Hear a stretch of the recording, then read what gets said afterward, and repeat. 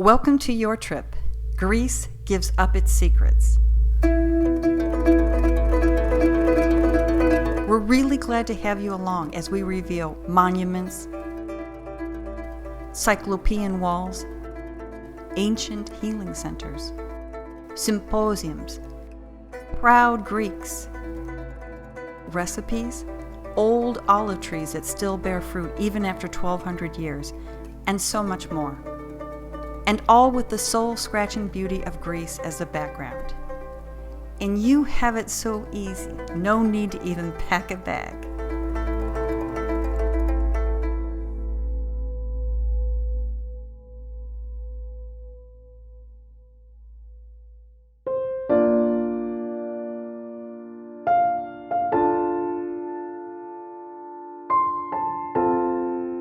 We meet our guide early, just under the Acropolis.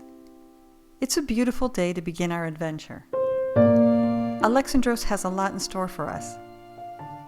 We'll not only walk the Acropolis, the temple to Athena Nike, the Parthenon, and the Agora, but he's going to take us to a special place. Not many visitors get the privilege of coming here, the PNYX. This is hallowed ground where democracy was conceived. We'll let Alexandros tell us the fascinating tale. My favorite site in Athens is where we are now. It's the PNYX. It's the ancient parliament, the first parliament of our planet, where democracy formulated. It's a landscape of unique beauty. The vistas, the views of this city, of the capital of Greece, are breathtaking, and Athenians chose it for that reason.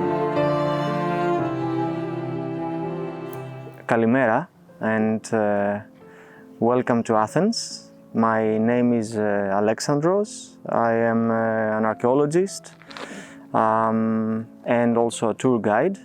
I studied here in the University of Athens, and all my life is the studying of this unique and also strange city.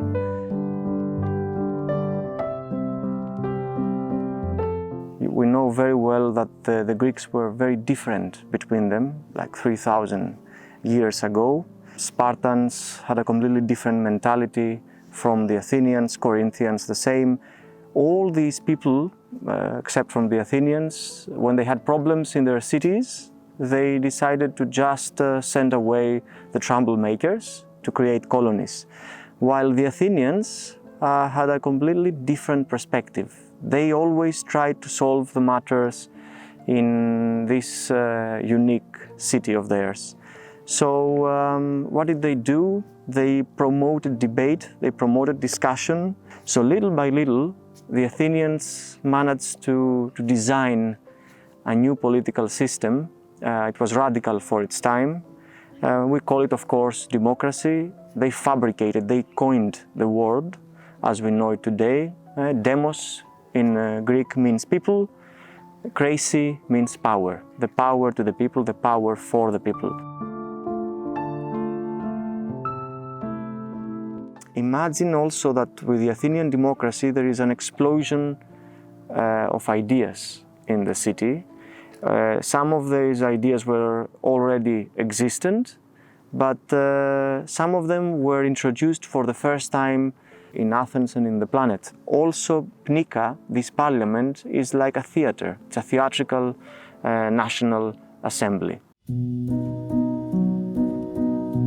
Theater was born in the city of Athens. It means to see, to view, to watch in Greek. It's another of these Greek words that we use today. Theater and democracy, they were interconnected, always. They needed each other to survive because democracy gave to the actors and the playwrights the freedom of speech. After democracy and theater and science, you have a discipline that studies the human nature and the human way of living and lifestyle and conduct. This is no other than philosophy. We all know this word. It comes from two ancient Greek words, philo, which means to love in ancient Greek, and Sophi, Sophia, in Greek means wisdom. So to love the wisdom. Whenever you examine the statues, you see that they are actually, in a way, breathing. They are not the static statues that we would see before the Athenians in Egypt. They are very close to Mother Nature. They are very naturalistic, and this is something that was born 500 years before Christ here in Athens, thanks to the democratic system. The artists were now free to devise a new way of designing statues, which is actually the statues that we see all over the modern world today.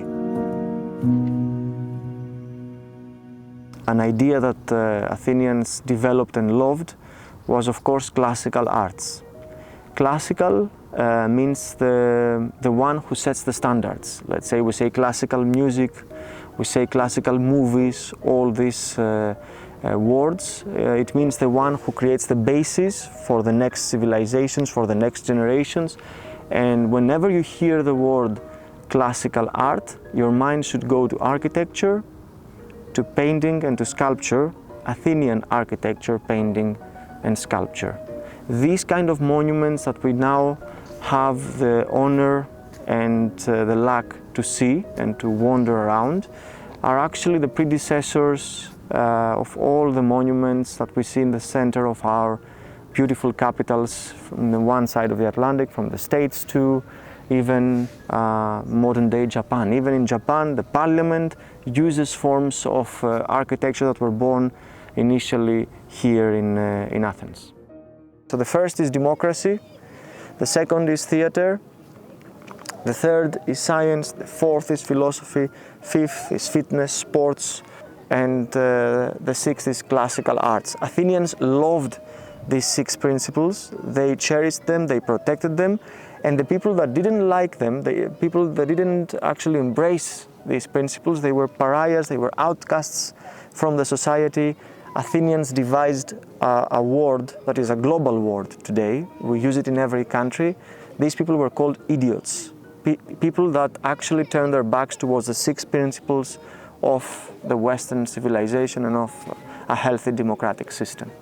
That's what we had to say in the PNYX here in the beating heart of modern day and ancient Athens. Thank you.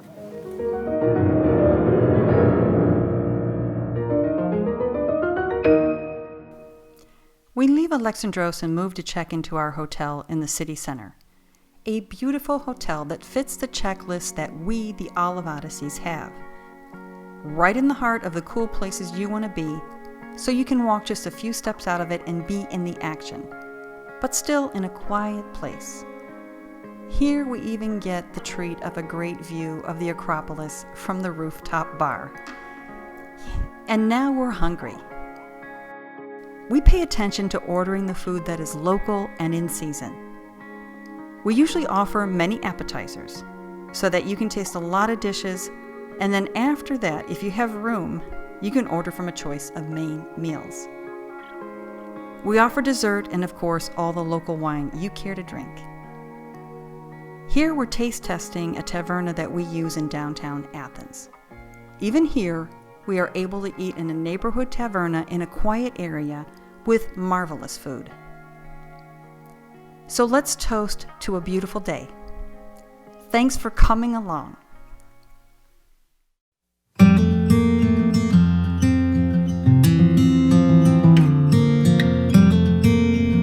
We have a beautiful day as we leave Athens.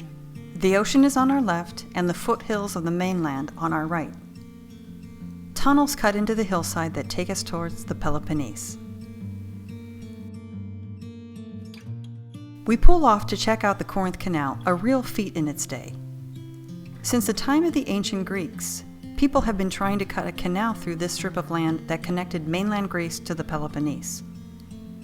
To do so would have cut off 180 nautical miles around the southern tip of the Peloponnese and protect the fleet from bad weather and surprise attack.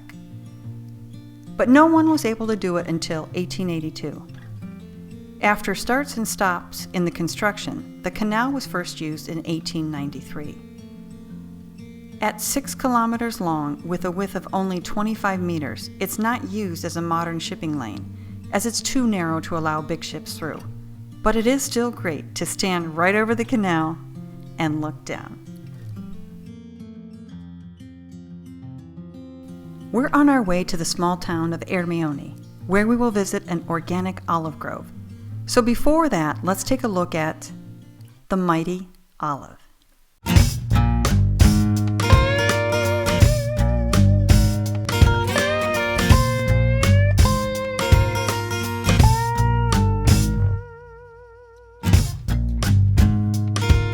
In order to learn all the secrets of the olive and olive oil, we have to start at the beginning. The ancient Greeks revered the olive. The olive brought these people many good things from the earth. The fruits of the olive tree could be eaten, their cuttings from pruning the trees could be used for firewood, and the olive oil could both be consumed and used to light their lamps. And that still holds true today. Greeks really treasure the olive tree. To be truly wealthy, a Greek should have at least a few olive trees in their possession. The largest producer of olive oil in the world is Spain. Number 2 is Italy, and number 3 is Greece. However, Greece is a leading producer of extra virgin olive oil worldwide. And if we want to talk about consumption, per capita, each Greek consumes over 6 gallons of olive oil per year. Almost double that of Spain and Italy, the next 2 down the line. You probably don't know that 11 million acres in Greece are under cultivation for the olive tree. That means 170 million trees for a population of 11 million people. Meaning nearly 25% of all cultivated land is given over to the olive in Greece. In a good year, Greece can produce 2.5 million tons of table olives and 400,000 tons of olive oil. Green olives are picked just before they become ripe, and if left on the tree, most olives will eventually become black olives. But some cultivars are better picked green, and some, such as the Kalamata olive seen here, are best left on the branch until it attains a deep purple-black color. You can see Manolis doing some light pruning on our olive trees near our house on the island of Evia. We do not irrigate our trees. They are dependent upon the heavy rains we get during the winter and the few rains we get during the summer. The ones you see here are nearly 20 years old. They grow very slowly, but this makes them tough. Our trees produce a crop every other year, which we turn into eating olives. Welcome to our farm. I'm Evangelos Dimarakis, an agronomist. And this is one part of my farm, organically grown, of course. Το ελαιόλαδο είναι ένα προϊόν το οποίο έρχεται από τους αρχαίους χρόνους. Εδώ είμαστε σε ένα δέντρο το οποίο με επιστημονικούς υπολογισμούς είναι μεγαλύτερο από 1000 χρόνια και βέβαια στην περιοχή υπάρχουν ακόμα μεγαλύτερα δέντρα που έρχονται από 3.500-4.000 χρόνια ζωής. Αυτό δείχνει κάτι σημαντικό για την Ελλάδα και για την περιοχή, το ότι έχει τέτοια δέντρα.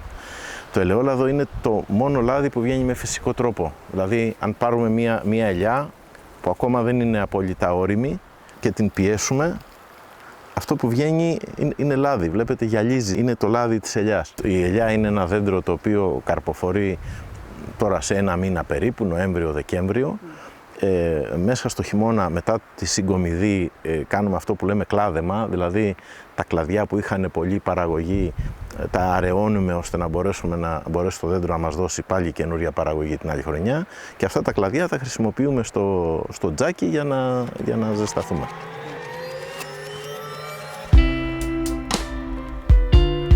One of my favorite views on windy days are olive groves. Since the undersides of the olive leaf are silver, the trees light up as the branches are tossed in the wind. This quote from a former president born of his travels to Europe. The olive tree is surely the richest gift of heaven. Thomas Jefferson.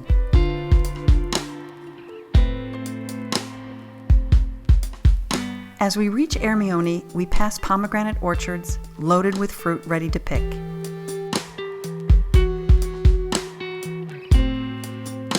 and lemon and orange groves with their fruit still green.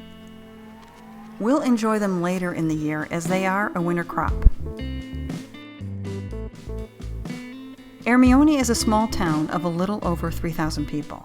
Because it sits right on a natural bay, it attracts a lot of yachts and sailboats who like its safe harbor and great tavernas. Thanks for another great day. So glad to have you along. Just across the sea from the town of Ermione is the island of Hydra, or Hydra, as we call it in Greek. It's 30 minutes by hydrofoil to reach it. Hydra can get under your skin for the very reason that it is an elegant island with well-preserved mansions lining the harbor and sweeping up the hills. Even though Hydra now makes its living from tourism, in the 17 and 1800s it was a naval and shipping power base that brought riches and fame to the island. Its ships played a decisive role in Greece's fight for independence that started in 1821. Today there are walking trails that take you to distant villages. But there are boats and donkeys that can get you there also. The harbor is home to many yachts and fishing boats. The back streets wind up from the harbor. After hitting the steps, you have to remind yourself that people have to carry everything up with them.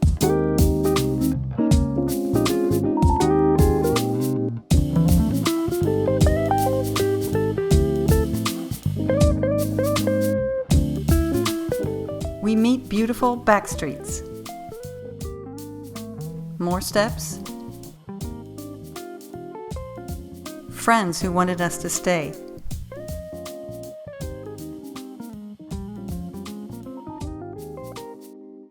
Cool courtyards. Proud ship captain mansions with views back to the Peloponnese. And of course, the only way to get your suitcase to your rented villa is by the best 4x4 still around. And like any trip, there is time for coffee and contemplation. Just being.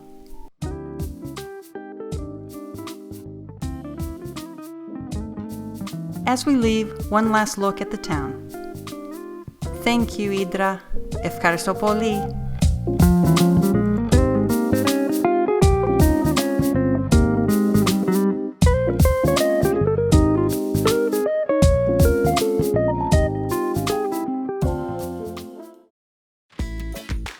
Today we are cooking briam, one of our favorite recipes, so simple and with a secret ingredient that makes it so tasty. Especially this time of year, in your garden or in the farmers' markets, these ingredients are easy to be had and at their prime. You'll need 2 tomatoes, 2 eggplants, 2 red peppers, 2 green peppers, 2 potatoes, 2 zucchinis, 3 to 4 red onions, 5 cloves of garlic, 1½ to 3/4 cup of very good olive oil. No supermarket olive oil here, use the best you can get. And lots of fresh herbs, which I will tell you about in just a bit. Let's get started.